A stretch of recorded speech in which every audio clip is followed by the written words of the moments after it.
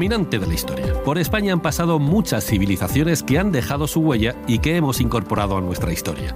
Los celtas y los íberos ya eran totalmente españoles. Los fenicios y los griegos que llegaron a nuestras costas fundaron ciudades españolas. Y Aníbal el Cartaginés era español. Los romanos también. Y los visigodos no pueden ser más españoles. Luego llegan los árabes y nos conquistan. Se pasan aquí 8 siglos, pero no son españoles. Los españoles son los descendientes de Pelayo. Los musulmanes, no. La Alhambra sí, claro, es española y la mezquita de Córdoba, pero los musulmanes... Desde los reyes católicos y su obsesión por la limpieza de sangre, le hemos dado la espalda a 8 siglos de nuestra historia y nos hemos perdido muchas cosas. Los califas abderramanes eran tan españoles como los Sanchos y los Alfonsos. Los reinos de taifas, con su mala fama, no eran muy diferentes de los reinos cristianos del norte. En el instituto se estudia latín y griego, pero por alguna razón el árabe nunca está en los planes de estudio. Es como si no fuera con nosotros, a pesar de que más de 4.000 palabras en español vienen del árabe. El algodón no engaña. Si los árabes no tendríamos hazañas, tazas, halagos, azúcar, mazmorras, dados, ojalás, tambores ni zanahorias. Y si me apuras, tampoco tendríamos a Don Quijote de la Mancha, porque La Mancha también es un nombre que viene del árabe. A veces tenemos 2 palabras para referirnos a lo mismo: oliva y aceituna, escorpión y alacrán, migraña y jaqueca, una latina y la otra árabe. Los reinos cristianos y los reinos musulmanes de la península tuvieron muchísima relación. Muchas veces los mandamases estaban emparentados. Hubo guerras, sí, 8 siglos de reconquista, que hasta el nombre se las trae, pero además hubo intercambios comerciales, militares, tecnológicos, científicos y culturales. Los árabes conservaron y mejoraron la filosofía, la medicina y las ciencias de la antigüedad, y sus textos pasaron a Europa desde España gracias a las traducciones al latín que se hicieron en la Escuela de Traductores de Toledo y que desembocaron en la explosión cultural del Renacimiento. Hoy en La Historia en Ruta viajamos por el legado andalusí, un legado que, nos guste o no nos guste, forma parte de nosotros. Si quieres acompañarnos, súbete a la historia.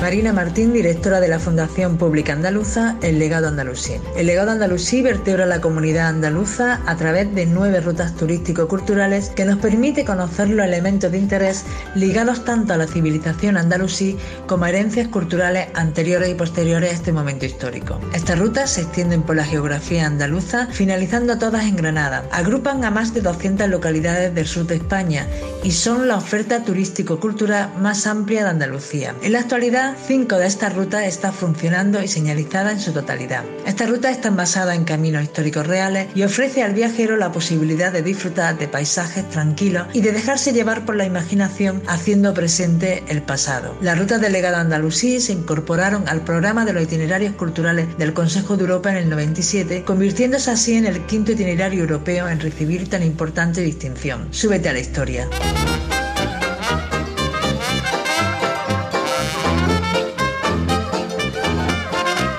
Empezamos la ruta en Granada, una de las ciudades más visitadas de España. Un privilegio para los sentidos y el eje que vertebra casi todas las rutas del legado andalusí.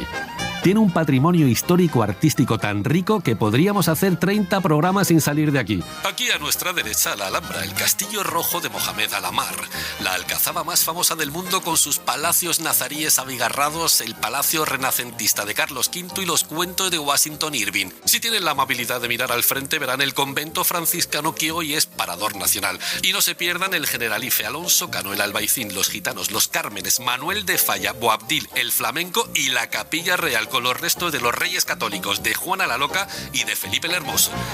Y esto es solo el aperitivo.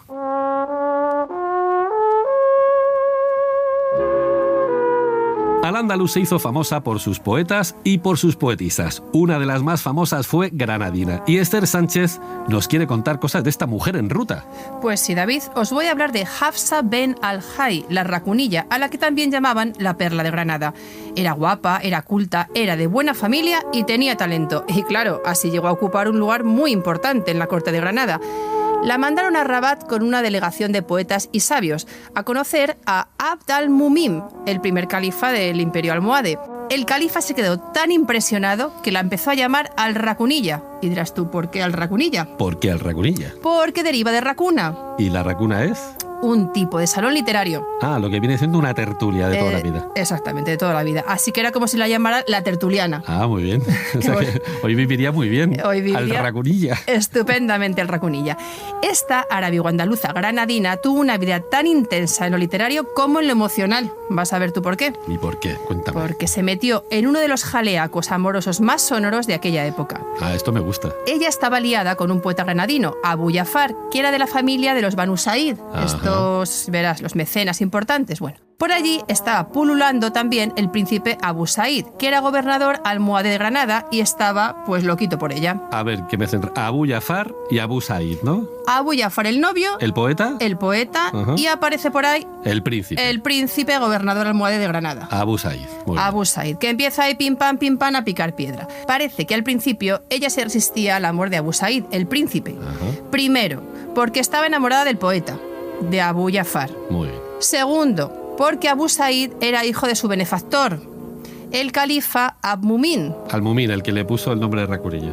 Al-Mumin, que la llamó Racunilla. Lo tengo. Lo tienes ya, bueno. Y tercero, había otro problemilla importante, porque Abu Jafar era amigo y secretario del príncipe Abu Said. Oh. Y esto ya era un jaleaco. Claro, demasiado lío, sí. Claro, o sea, primero tenía novio, segundo era hijo de su mentor, del que le puso el nombre, y tercero, su novio era muy amigo y trabajaba para el príncipe. Esto era mucho lío. Muy bien. Lo que pasa es que Abu Said estaba, como he insinuado, loquito por ella, y pica piedra.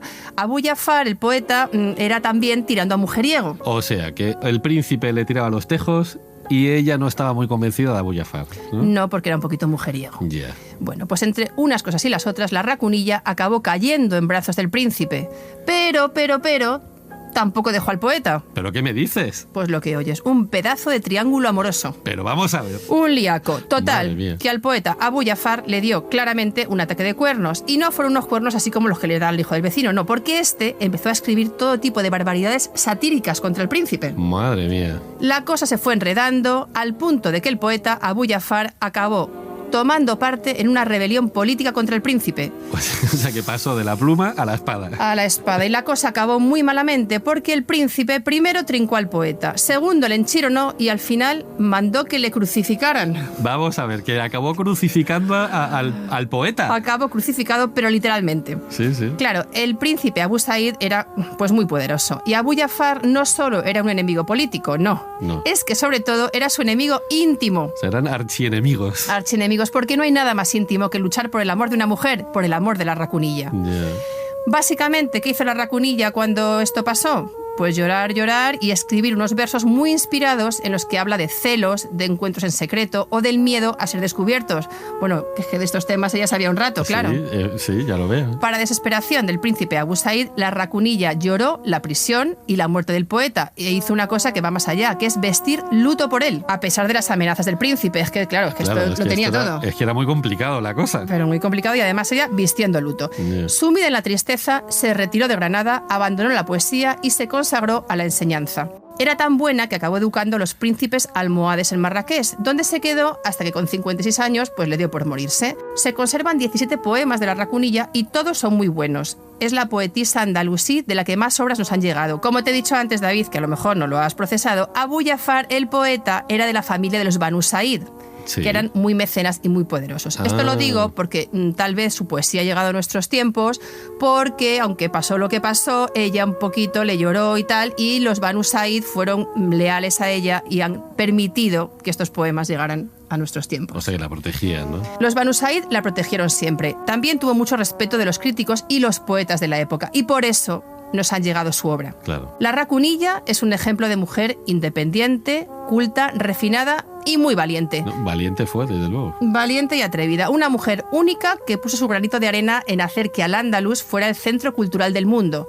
Por eso, mira tú, hay que poner los cañones a su persona. ¡Viva la Racunilla! ¡Viva!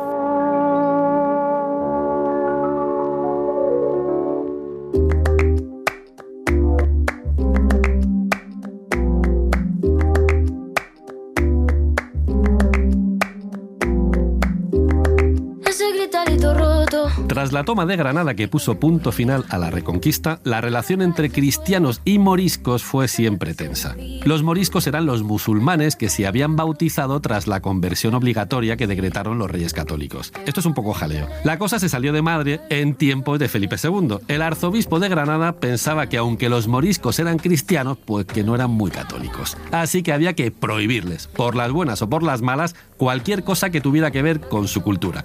Y empezó una represión sin precedentes contra los moriscos. Les prohibieron su lengua, sus nombres, sus libros, sus vestidos, sus fiestas, sus ceremonias, sus bailes, sus baños y sus ritos.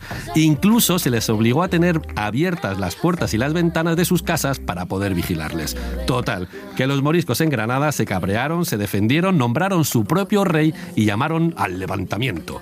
Acababa de estallar la rebelión de las Alpujarras. Felipe II mandó al ejército para acabar con todo aquello y a los soldados se les fue la mano. Ahí ya todo el mundo se volvió loco. Los moriscos se pusieron en plan guerra de guerrillas y el ejército se lió a mamporrazos con cualquier morisco, fuera rebelde o no lo fuera.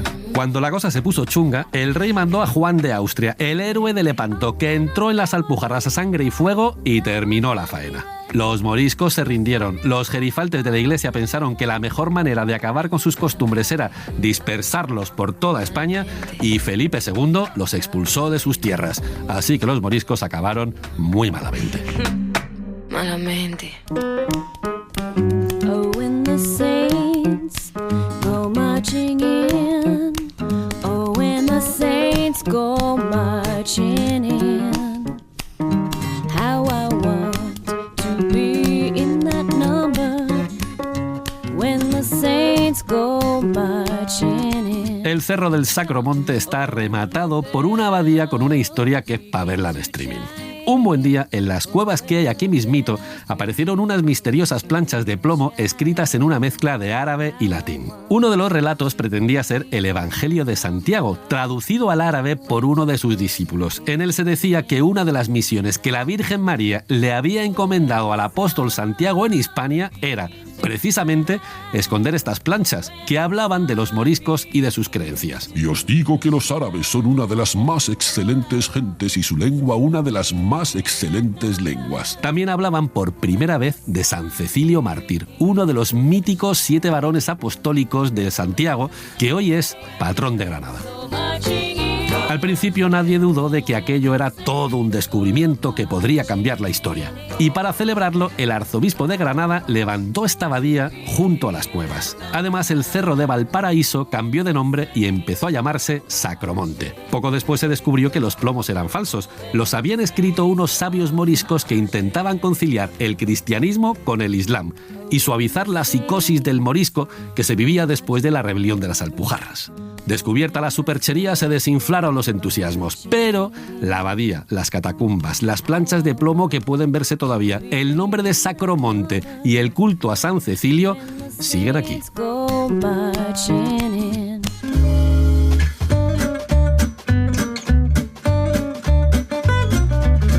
¿Cómo estar en Granada y no recordar a Mariana, Rafaela, Gila, Judas, Tadea, Francisca de Paula, Benita Bernarda, Cecilia de Pineda Muñoz, más conocida, claro, como María Pineda? Estamos en tiempos de Fernando VII, qué gran tipo, que ha dado orden de acabar con cualquier cosa que huela liberal, así de majo era, y su perro de presa en Granada es el comisario Pedrosa, el malo de la peli, un tipo sin escrúpulos que, por lo que se ve, tiene a Mariana entre ceja y ceja, en plan cupidazo.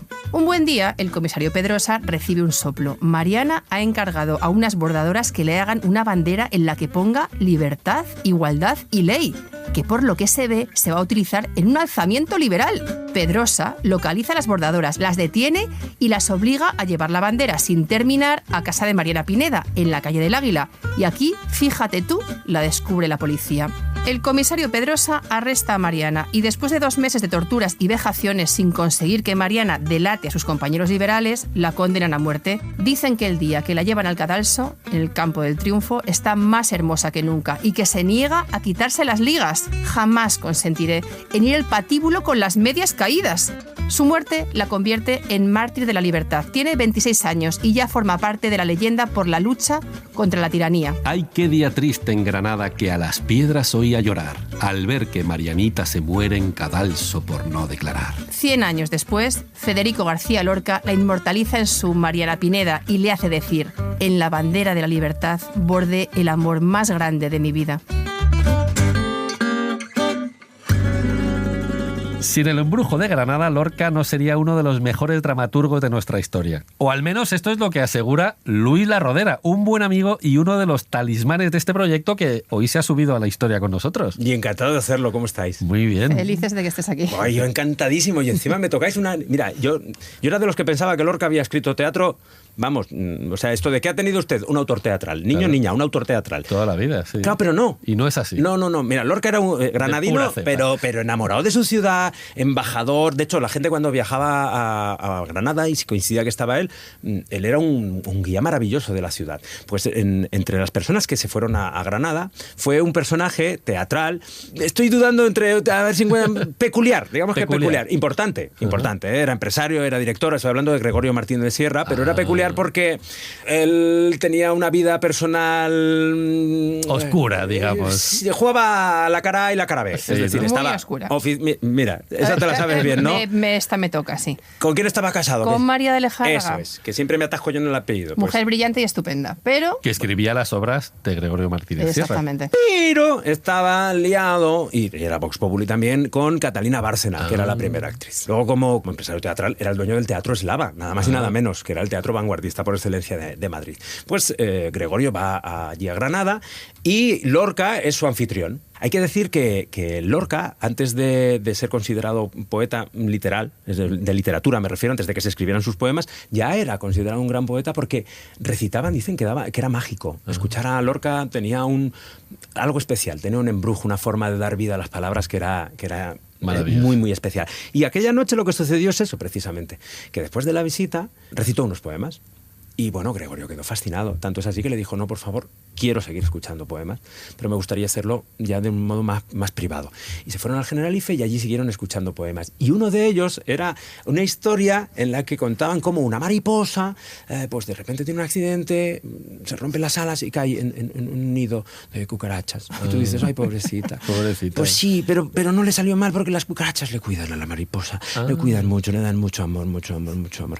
Pero hay un cucaracho que quiere darle más amor de la cuenta. Cucaracho, por favor. Un cucaracho, qué término tan singular también. Pues el cucaracho se enamora de la mariposa. Le da un cupidazo. Claro, pero no es consciente que la mariposa va a volar. Y entonces eso es lo que sucede. Cuando la mariposa se cura, la mariposa vuela y el cucaracho se queda roto de amor. Gregorio, escucha esa historia. Catalina llorando al terminar de escuchar la historia. Fíjate cómo la recitaría Lorca, una historia de amor entre una cucaracha. Un cucaracho, perdón, y una mariposa. Y le dice, si esto es teatro puro. Y le lanza una apuesta. Si tú lo extiendes en el texto, lo conviertes en una obra de teatro, yo te lo estreno en el Eslava. Y Lorca dice, pero yo no he escrito nada nunca. Dice, bueno, yo te lo lanzo aquí. Aquí yo veo de verdad teatro. Lorca lo hace, 2 años tarda, se toma su tiempo, pero lo hace. Y el empresario, Gregorio, cumple. Lo estrena en Eslava y además lo estrena por todo lo alto. La mariposa argentinita, que era una actriz que acompañaba y tocaba el piano a Lorca, y luego el cucaracho, que le llamaban Curianito el nene, pues estaba interpretado, adivina por quién. La amiguita. Por la amante. Por la actriz. Catalina Bárcena. Y Madre oye, mía. dices, pues con Lorca, teatro, La Eslava. argentinita. Vamos, lo tenía todo para... No funcionó. No funcionó. La gente le empezó a pisotear, ¿sabes? Las pataletas de no me gusta. Y Lorca siempre dice que era demasiada vanguardia, incluso para aquí en 1920, que fue cuando fue estrenado. Pero el lado bueno de la historia es que aquel fue el inicio. Lorca ya no dejó de escribir teatro y mira, el embrujo de Granada es el que hizo que todos los demás pudiéramos disfrutar de este autor internacional.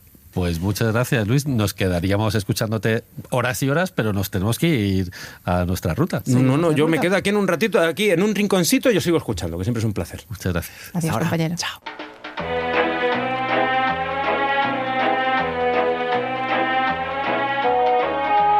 En la historia en ruta seguimos en Granada y visitamos la Huerta de San Vicente, la casa donde la familia Lorca venía a veranear.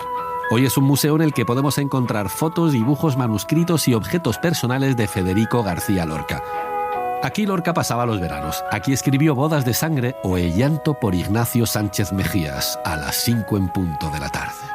Y aquí se refugió cuando estalló la Guerra Civil. Cuando vio que su vida corría peligro, se fue a casa de Luis Rosales, poeta como él, pensando que allí estaría más seguro, porque los Rosales eran peces gordos de la Falange. A pesar de la protección de la familia Rosales, todos conocemos el triste final de Lorca. Soy Manuel Ayllón, arquitecto, escritor y autor del caso Lorca, donde se atiende a las circunstancias que envuelven la muerte del poeta y sobre todo el devenir de sus restos, que aún a fecha de hoy siguen sin encontrarse. Acreditada la muerte en Granada, el cadáver fue depositado en una fosa común en proximidad al fusilamiento. 2 días después, y tras llegar a un acuerdo con el gobierno militar, el cadáver del poeta fue devuelto a sus padres y, a mi criterio y el de otros autores, enterrado de manera clandestina en la huerta de San Vicente, en el jardín. Terminada la guerra, cuando la familia decide abandonar España, ese cuerpo se traslada a las instalaciones del oratorio del Láchar, utilizando la mediación de un sobrino que oficiaba de párroco del Láchar, donde queda sepulto de manera clandestina. Y allí durmió el sueño de los justos hasta que el Ministerio de Agricultura del gobierno de Franco decide instalar en ese municipio uno de los primeros pueblos de colonización. Falange construye un nuevo ayuntamiento y una nueva parroquia, el culto se traslada a la nueva sede, con lo cual el antiguo oratorio queda carente de culto, se utiliza como almacén de fertilizantes y materiales de construcción y allí quedan abandonados los restos hasta que, muerto ya el dictador, en el año 1977, el ayuntamiento, de mayoría socialista, decide sanear esa ruina, demolerla y construir en su lugar una plaza que puso bajo la advocación de Pablo Picasso. Al ejecutar esas obras y demoler el antiguo oratorio y arrancar sus cimientos, aparecieron unos huesos. Estos huesos correspondían al único cadáver que estaba depositado allí. E inmediatamente de esa demolición, los huesos desaparecen. Fueron mezclados con los cascotes de la demolición y echados al río en un paraje que se llama Las Limas, en proximidad al pueblo. Recientemente han aparecido unos huesos en ese paraje que están depositados en sede judicial y no ha habido más investigación sobre ellos ni nada más. Dicho esto, súbete a la historia.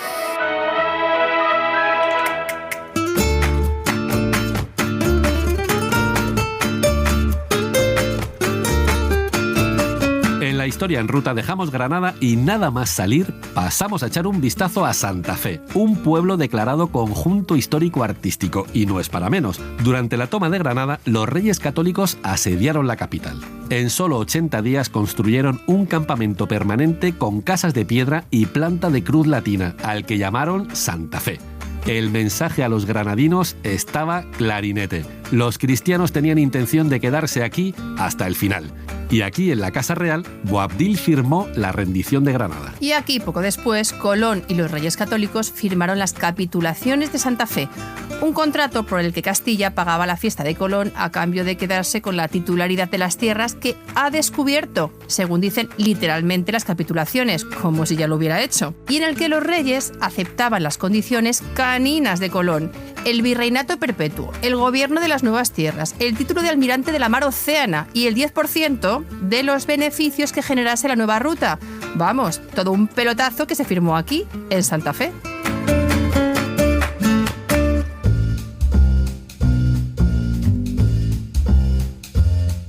Y ahora paramos un momentito a estirar las piernas delante de la Peña de Martos para conocer la leyenda de Fernando IV de Castilla, el Emplazado. Fernando había ido a sitiar el castillo de Alcaudete, en Jaén, cuando al pasar por Martos alguien asesinó a un caballero. Los sospechosos eran 2 hermanos, Juan y Pedro Alfonso de Carvajal, los Carvajales, que juraban y perjuraban que eran inocentes. Fernando les dijo que no se lo tragaba y les condenó a morir arrojados dentro de sendas jaulas de hierro por la Peña de Martos, 500 metros en caída libre. Dice la crónica que desde la jaula los Carvajales emplazaron a Fernando para que 30 días después de cumplirse la sentencia compareciera ante Dios para darle explicaciones de aquel atropello. Y a los 30 días justos, ¡zas!, a Fernando IV le dio por morirse.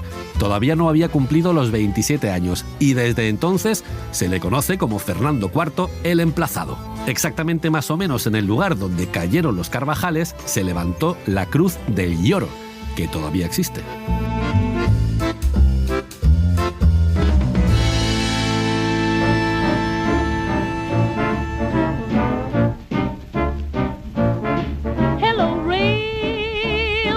Cruzamos Jaén para ver rápidamente su castillo y su catedral renacentista, pero sobre todo para conocer la fuente más famosa de Jaén, que se levantó para recordar la leyenda del lagarto de la Malena, uno de los tesoros del patrimonio cultural inmaterial de España. Cuenta la leyenda que en el antiguo barrio de la Magdalena de Jaén había un manantial con una cueva donde vivía un lagarto con muy mala baba que se merendaba a todo incauto que pasaba por allí. Aquí la historia se bifurca en varias versiones. En la más famosa, un condenado a muerte se ofreció a acabar con el lagarto si le perdonaban la vida.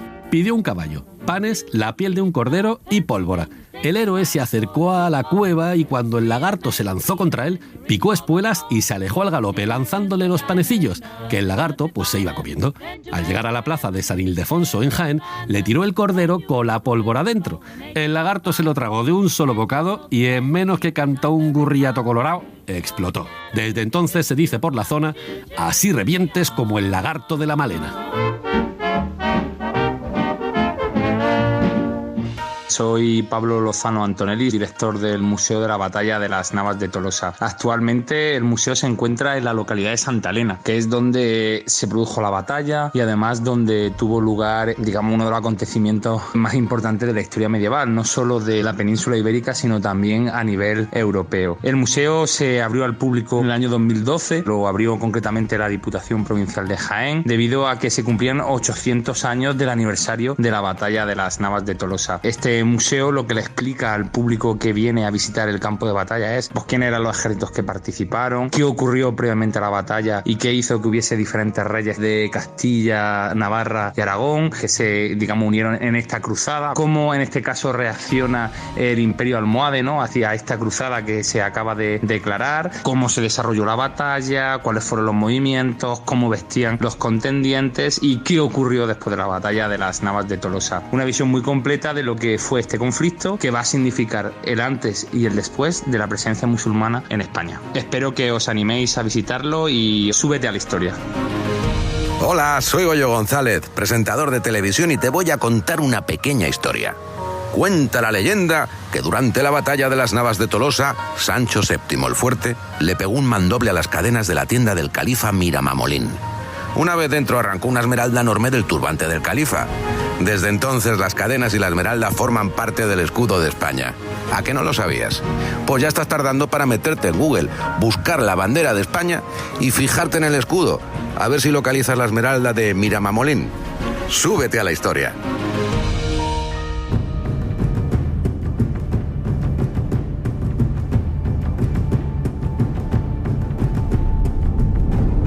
En la historia en ruta llegamos a Bailén, que tiene casilla en el Monopoly. Una calle que recuerda una de las batallas más famosas de la historia de España, la Batalla de Bailén, la primera gran derrota de las tropas napoleónicas. Después de los levantamientos del 2 de mayo de 1808, España está en pie de guerra contra los franceses. Napoleón, confiando en una guerra relámpago en el sur, ordena al general Dupont, uno de sus mejores generales, que ocupen Cádiz. Y se pone en marcha con 14.000 soldados. Son muchos, son muy profesionales y se creen invencibles cantando el Voulez-vous coucher avec moi. Dupont entra en Córdoba y la saquea. Craso error. Por toda Andalucía se aviva la sed de venganza. Las juntas de Sevilla y de Granada, viendo las barbas de su vecino pelar, forman dos ejércitos voluntarios poco experimentados, pero con ganas de dejarse la piel en el campo de batalla. Los dos ejércitos se unen en Sierra Morena bajo el mando del general Castaños, con un total de 30.000 efectivos. No está mal. Tras unas cuantas trifulcas, unos cuantos movimientos y unos desajustes, despistes y errores de información, Dupont, el francés, llega a Bailén. Poco después llega Castaños con los refuerzos y les da palos a los gabachos hasta en el carnet de identité. Claro, Dupont, que se creía invencible, no contaba con el empuje patriótico de los españoles. Bueno, tampoco contaba con el verano andaluz. Cuando estás a 40 grados a la sombra sin agua y en plena insolación, con la artillería recalentada, lo último que te apetece es que venga un general enemigo a hacerte la batalla más larga. Así que viendo que esto no podía acabar bien, Dupont tiró la toalla. Castaños había ganado la batalla de Bailén, que demostraba que los ejércitos franceses no eran invencibles.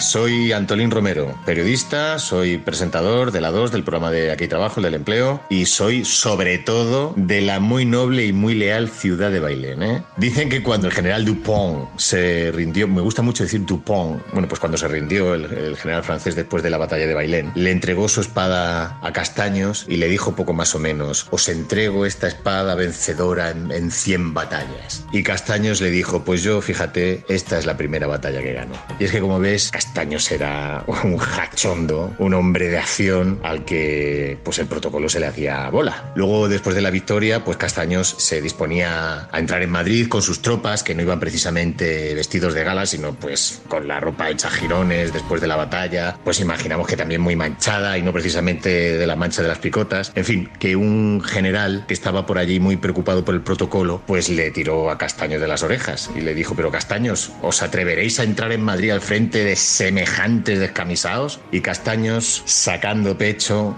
va y se pone: con ellos he entrado en Bailén y era un poco más difícil. ¡Súbete a la historia! Enfilando hacia Córdoba, en la historia en ruta cruzamos el Guadalquivir sobre el puente de Alcolea, un puente que cambió la historia de España durante 6 años.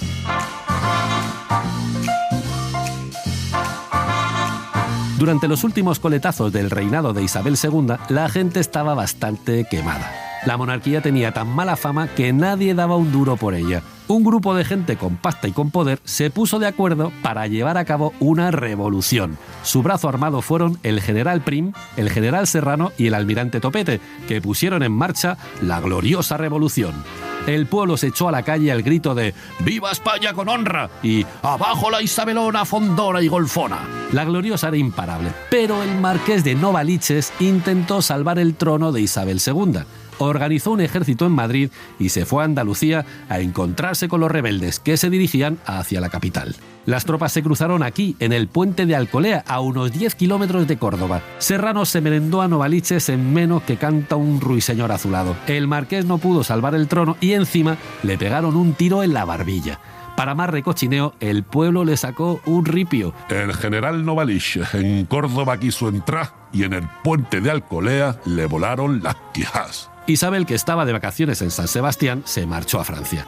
Antes de salir, el duque de Sexto intentó convencerla de que se quedase a dar la cara preguntándole si iba a renunciar al laurel de la gloria. A lo que ella, tan castiza y tan borbona, contestó: Pepe, la gloria para los niños muertos y el laurel para la pepitoria. Yo me voy a Francia. Y así se puso punto final a la corte de los milagros de Isabel II y empezó el sexenio liberal, revolucionario o democrático. Posiblemente los 6 años más locos de la historia de España.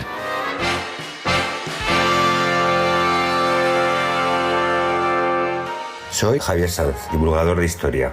En Calatañazor, Almanzor perdió su tambor. Así reza el dicho popular, haciendo referencia a que en esta batalla ocurrida en tierras de Soria fue derrotado el azote de los reinos cristianos. La realidad es que Almanzor, que sin ser de la familia de los Omeya tuvo más poder que el propio califa de Córdoba, llegó a arrasar Barcelona e incluso Santiago de Compostela, de donde se llevó las campanas de la iglesia hasta Córdoba. Eran tiempos donde se repetía aquello de «vinieron los sarracenos y nos molieron a palos», que Dios ayuda a los malos cuando son más que los buenos. Almanzor realmente nunca fue derrotado y murió por unas fiebres en Medinaceli. A los pocos años de su muerte, el califato de Córdoba caía y se fragmentaba formando los llamados primeros reinos de taifas. Y Calatañazor, si existió, no fue más que una refriega, pero nunca una batalla. Así que, para mayor gloria de la cristiandad, hubo que inventarse una batalla donde los reinos cristianos derrotasen al azote de Dios. Súbete a la historia.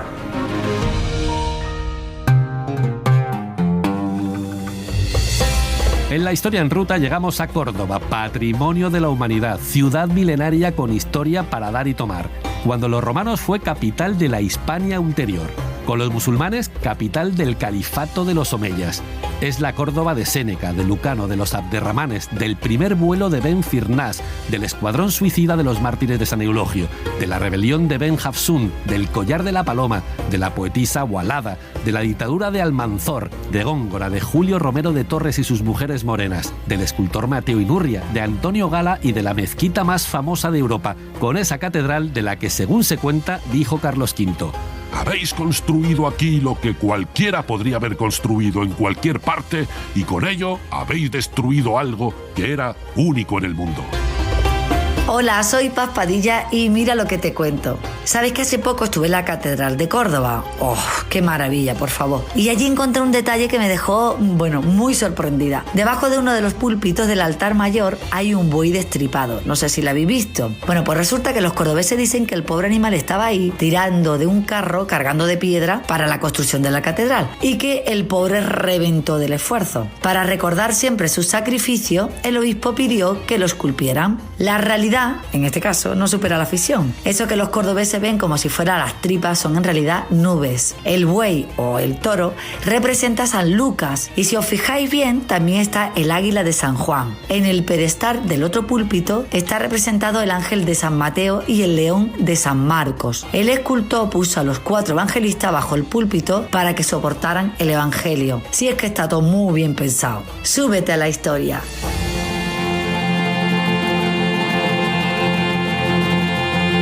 Ojalá tengamos espacio para hacer una ruta por Córdoba y contaros todas estas cositas. Pero por ahora nos tenemos que ir corriendo a Medina Zara, donde nos espera nuestro buen amigo Miguel Ángel Almodóvar, un sabio al que le debemos mucho. Hola, Miguel Ángel. ¿Qué tal? ¿Cómo estamos? Hola, Miguel Ángel. Pues muy bien, aquí en esta rutita en Medina Zara. De ver cómo estaba el pueblo. ¿Y qué tal está? Almodóvar del Río, estupendamente. Como sabes, es la ruta, está un poquito más lejos de Almodóvar. Medina Zara, está a 16 kilómetros y más o menos a 5, 8 de Sevilla, dependiendo, ¿no? Medina Zara es una ciudad verdaderamente extraordinaria. Se ha definido a veces como el Versalles medieval, es patrimonio cultural de la humanidad y realmente es una ciudad que se descubre muy tarde porque la ciudad se destruye rápidamente, curiosamente, lo cual en este caso no da lugar a ninguna leyenda, no queda memoria. Es una ciudad verdaderamente extraordinaria que manda a construir Abderramán III. Probablemente todo indica que para ser califa, según los omeyas, pues había que ser fundador de una gran ciudad. La separa de Córdoba, pero a una distancia accesible y conveniente. Sobre todo busca un terreno, yo creo que lo más impresionante y lo que ahora se puede ver en Medina Zara es una situación extraordinaria, aterrazada, como digamos en 3 niveles, en cuyo máximo nivel estaría pues el palacio, que parece que era una verdadera maravilla, con techos de oro, etcétera, y bueno, demostrarle a todo el que llegara allí que el que mandaba era alguien verdaderamente importante. Una de las grandes historias de Medina Zara es la de Sancho el Craso, ¿no? Sancho el Craso es un caso, el Craso, verdaderamente curioso, porque es un tipo que es destituido, vamos, quiero decir, se le quita la corona por exceso de peso. ¿Ah, sí? Yo creo que es el primer y único caso, ¿no?, en la historia de la humanidad, porque hay que ver el que llegó a alcanzar, según nos cuentan, por ejemplo, Enrique VIII fue construirle una especie de ascensor para que pudiera bajar y tal, ¿no? En fin, su señora se quejaba de que no cumplía con los deberes maritales, cosa que parece que en el caso de Sánchez del Carso también ocurría, pero en cualquier caso lo que él hace es recurrir a su abuela. Le pide ayuda a su abuela y su abuela se la pide a su primo, que era Abderramán III. O sea, que hay un parentesco total. ¿Qué es lo que hace? Pero en realidad lo que le pide es una operación bikini. Dice, ¿qué podemos hacer? Yo sé que tú tienes un médico extraordinario, un físico que se llamaba en la época, ¿no?, judío. Entonces le hace ese encargo específico de que le haga adelgazar rápidamente.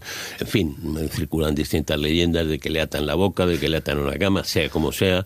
Desde luego lo que hace este personaje es hacerle una dieta estricta de infusiones, o sea, bueno, prácticamente pues le deja sin comer y bueno, se dice que llegó a perder 120 kilos, o sea, no sabemos muy bien lo que pesaba, pero en 40 días. En 40 días se quedó en nada, vamos. Sí. Entonces recupera el trono, lógicamente porque se ponen a su servicio las tropas musulmanas, que son las que toman Zamora en la primavera del 959, restauran al rey, a Sancho I como rey, el rey que había usurpado, digamos, el reino por la gordura del anterior, Ordoño IV, huye a Galicia, entonces el reino independiente. En fin, la cuestión es que claro, Sancho... Miguel Ángel, es que eres un pozo de sabiduría y nos quedaríamos contigo horas y horas, pero ahora nos tenemos que ir a Montilla, Miguel Ángel, muchas gracias. Montilla, muchas gracias, qué suerte, qué vino, uno por mí.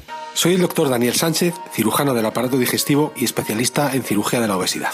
El relato de Sancho el Craso tiene probablemente gran parte de leyenda. Es muy improbable que a pesar de lo estricto de su, llamémosle así, dieta, pudiera perder 120 kilos en 40 días y menos llegar a caminar hasta 5 kilómetros diarios, según dice la historia. En lo que sí tenía razón su médico judío es en que la combinación de una dieta sana y ejercicio regular es la mejor manera de combatir la obesidad. De todos modos, que nadie intente probar en su casa y por su cuenta la dieta de Sancho el Craso. La cirugía es hoy día un tratamiento eficaz para el tratamiento de la obesidad mórbida, pues logra resolver o mejorar las enfermedades asociadas y, en muchas otras ocasiones, prevenir su aparición. Súbete a la historia. Soy Luis Álvarez, productor teatral, y me conocéis también porque sabéis que me gusta mucho contar historias. Hoy os voy a hablar de los tributos medievales. En la Edad Media, cuando un rey era más fuerte que el vecino, lo chantajeaba como luego hizo la mafia italiana, ofreciéndoles protección, a cambio obviamente de pagar un tributo. Eso lo empezó a instaurar Abderramán porque se dio cuenta de que era mucho más productivo cobrar a los reinos cristianos que conquistarlos. Pero cuando se dio la vuelta a la tortilla, los cristianos empezaron a cobrar las parias, los tributos del moro, que se llamaban, que era mejor que darle a la reconquista. Las parias eran un verdadero chollo, porque llegaban todos los años. Gracias a las parias, los reinos cristianos pudieron meterse a saco a construir en modo románico. Y algunos reyes incluso las incluían en su testamento, algo como si dijeses, bueno, pues a mi hijo mayor le voy a dejar las parias del reino de Taifa de Toledo, y así pues mi hijo estará cobrando los impuestos de Toledo toda su vida. Como ya veis, no siempre es como decía Jorge Manrique, que cualquier tiempo pasado fue mejor. Yo diría que cualquier tiempo pasado será como el futuro, así que súbete a la historia. Pasamos por Montilla, famosa por la calidad de sus vinos con denominación de origen, por un patrimonio histórico artístico que es para quedarse a vivir y por la casa donde vivió y escribió parte de su obra el Inca Garcilaso de la Vega. Pero sobre todo es famosa porque aquí nació Gonzalo Fernández de Córdoba, el gran capitán.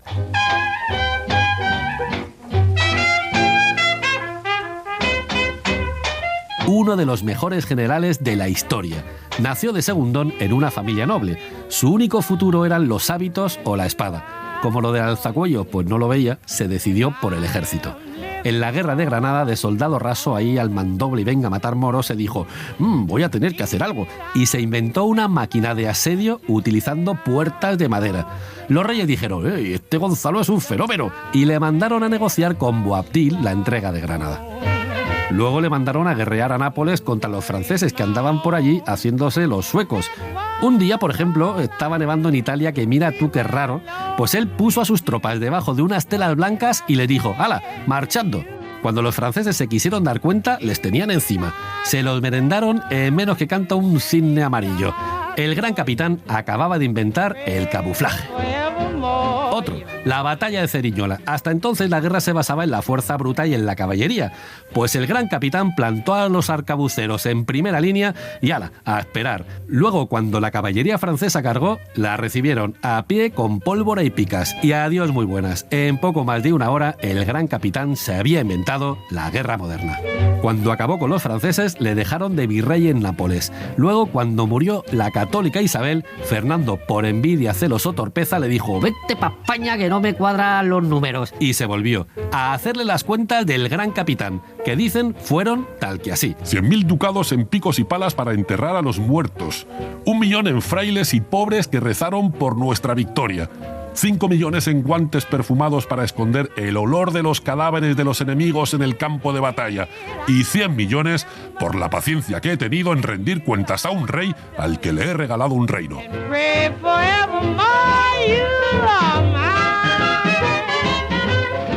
Y ponemos rumbo a Sevilla, que tenemos mucho que contar. Año 844, por la tarde. Los vikingos llegan a las costas de Al-Ándalus. Son más de 80 naves y unos 4.000 hombres que vienen escaldados porque Ramiro I de Asturias les ha echado a tortas del norte. Pero ellos a lo suyo.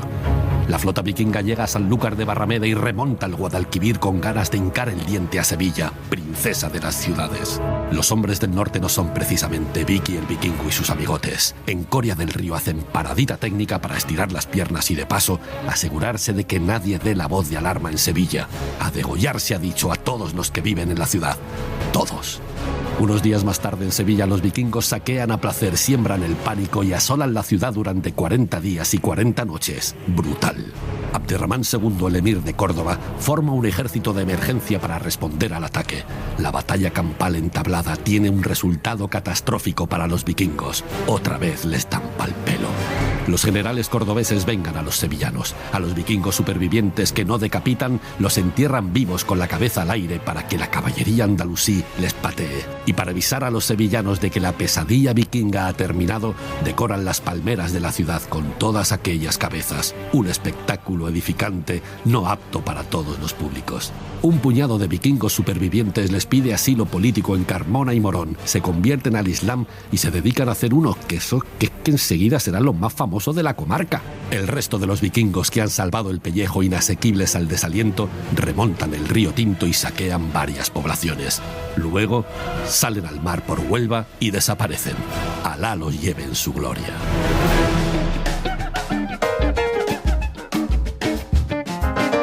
En la historia en ruta pasamos por la casa de contratación de Sevilla para contarte que América era un negocio redondo. Y Colón lo tenía claro. Vuestra Alteza no debe consentir que aquí trate ni haga pie ningún extranjero. Isabel la Católica le hizo caso y prohibió que nada ni nadie viajara a las Indias sin licencia real. Por eso se creó la Casa de Contratación de Indias. Durante 200 años, Sevilla se convirtió en la capital económica del mundo hasta que se llevaron la Casa de Contratación a Cádiz. Al olor de la Casa de Contratación llegaron a Sevilla mercaderes de toda Europa. A falta de una lonja comercial, los negocios se hacían alrededor de la catedral. El cabildo se quejaba siempre de que los mercaderes se lo dejaban todo perdidito y claro, encima no iban a misa. Hasta que un buen día, en tiempos de Felipe II, Juan de Herrera, el arquitecto del Escorial, diseñó la lonja de Sevilla. Hoy es el Archivo General de Indias, que no hemos querido perdernos. Aquí puedes encontrar los 40.000 documentos oficiales que escribieron durante los 4 siglos del Imperio Español. Cuando Carlos V vino a Sevilla para casarse con Isabel de Portugal, se quedó topicueto al descubrir que el ayuntamiento de la ciudad más importante del mundo era un edificio cochambroso que se caía a pedazos, y ordenó construir el nuevo ayuntamiento, que es este que venimos a ver. Nos dirigimos ahora a la Catedral de Sevilla. Dicen que uno de sus promotores dijo: «Fagamos un templo tal y tan grande que los que lo vieran acabado nos tengan por locos». Y así hicieron. La tercera iglesia más grande del mundo. Tardaron 116 años. Dentro hay 3 tumbas ilustres: la de Fernando III el Santo, el rey que conquistó Sevilla, la de su hijo Alfonso X el Sabio y la de Colón. Y de propina, la Giralda, la calle Sierpes, los Machado, la Macarena, la Torre del Oro, la Maestranza, Velázquez, Triana, Vicente Alexandre, Bartolomé de las Casas, el Alcázar, el Pescadito Frito, Murillo, los Geranio, Joaquín Turina, San Isidoro, Ignacio Sánchez Mejías, Don Juan Tenorio, los Naranjos, María Coronel, el Parque de María Luisa, los Béquer, la Feria de Abril y las 60 cofradías de la Semana Santa de Sevilla. Casi nada. ¿De verdad necesitas una excusa para venir a Sevilla?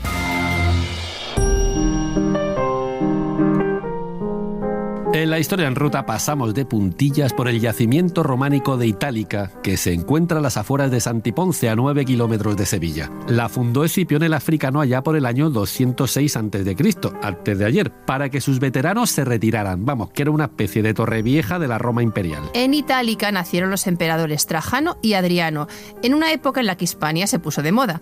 Trajano fue el primer emperador de origen hispano, el emperador militar por excelencia y quien llevó al imperio a su máxima expansión. Los amigotes le llamaron Optimus Princeps, el óptimo, y así ha pasado la historia. Luego adoptó a Adriano. Dicen que este señor tenía un marcado acento hispano que provocaba las risas en el Senado. Luego superó el acento, se hizo cultureta y llegó a ser uno de los mejores emperadores de Roma. Con ello se iniciaba la dinastía de los Antoninos. Por cierto, Rodrigo Caro escribió la famosa Oda a Itálica, que hicieron famosa a los Goma Espuma. Estos Fabio y dolor que ves ahora, campos de soledad, mustio collado, fueron un tiempo Itálica famosa. Hola, soy Jaime Moreno y soy muy fan de la ciudad romana de Baelo Claudia, en Tarifa, Cádiz, porque hace 2000 años vivían de la industria de salazón y del garum, el ketchup romano, una salsa viscosa de fama internacional, elaborada a base de despojos de pescado fermentados al sol y conservada en salazón. Una pasta asquerosa para los gustos de hoy, pero que durante el Imperio Romano era imprescindible para dar gusto a los paladares más exigentes.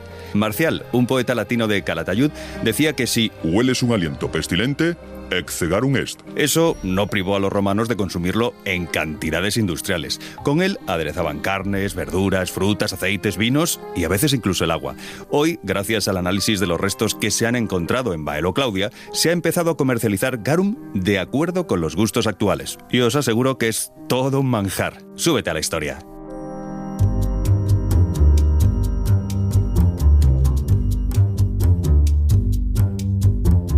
Y llegamos a los alrededores del río Guadalete. 26 de julio, año 711. Los visigodos están divididos. Por un lado, los vitícers, fans del hijo del difunto rey Vitiza, que ha muerto en extrañas circunstancias. Por otro, los rodríguers, los hooligans que han puesto de rey a don Rodrigo. Los dos bandos están dispuestos a matarse por demostrar que su candidato tiene más derechos al trono visigodo que el otro. La historia hace lagunas en este punto, pero se sabe que en mitad de esta guerra civil entre visigodos, el general Táric, al mando de un ejército africano, ha cruzado el estrecho de Gibraltar y se ha plantado en el río Guadalete para enfrentarse con las tropas de don Rodrigo. Si no está claro cómo ha llegado Táric hasta aquí, está mucho menos claro qué ocurre en esta batalla. Hay fuentes que dicen que en mitad de la pelea los vitícers se cambian de bando, cochinos traidores, y se pasan al ejército de Táric. Y otras fuentes dicen que los vitícers son los que han llamado a Táric para que se venga a echarles una mano y que desde el principio luchan con él, que es lo más lógico. Sea como sea, las tropas de Táric pasan por encima de las tropas de don Rodrigo. A los musulmanes les gusta lo que ven y se quedan. Llaman al Andalus a aquella antigua tierra de los vándalos. Es una especie de tierra prometida. En 15 años ocupan toda la península ibérica. Y todo empieza aquí, en el 711, en algún lugar incierto a orillas del río Guadalete. Soy David Zurdo, escritor. ¿Sabías que el español le debe al árabe un montón de palabras de uso militar? Alarido o grito de guerra, como el Santiago y cierra España. Almirante, alférez, alcazaba, almudena, alcázar o atalaya, que no necesitan explicación. La zaga, o tropa de reserva que sirve al ejército. El alarde, o revista de tropas. El alcaide, jefe militar de un castillo. La algarada, una incursión en territorio enemigo. Almenara, una señal de fuego sobre una torre. O adalid, que muestra el camino. Todo esto nos demuestra que los árabes nos enseñaron el arte de la guerra. Eso sí, la palabra guerra es de origen germánico. Súbete a la historia. En la historia en ruta nos venimos a la Tacita de Plata, la ciudad de los dos mares, los 3 continentes y los 4 milenios. Cádiz, la ciudad más antigua de Occidente. Dicen que los fenicios encontraron una ciudad milenaria y la llamaron Gadir. De aquí salió Aníbal para conquistar Italia. Los romanos la llamaron Gades. Dicen que aquí lloró Julio César.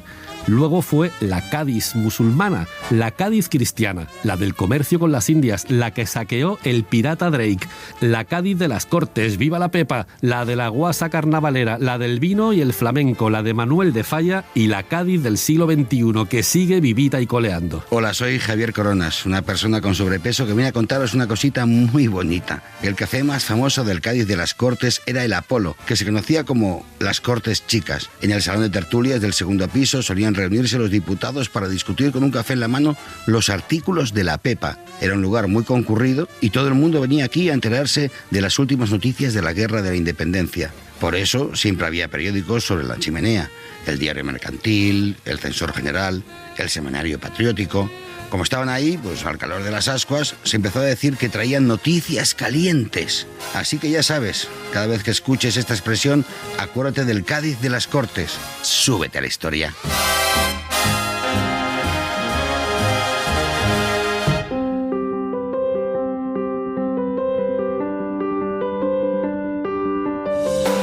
Y esto no da para más. Juan Aranaz, maestro de la Escuela de Córdoba del Sonido, ha puesto orden y ciencia en este desconcierto sonoro. Y a los micrófonos Esther Sánchez La Racunilla y David Bencuasir Botello. Te esperamos en la ruta de la semana que viene. Si quieres acompañarnos, súbete a la historia.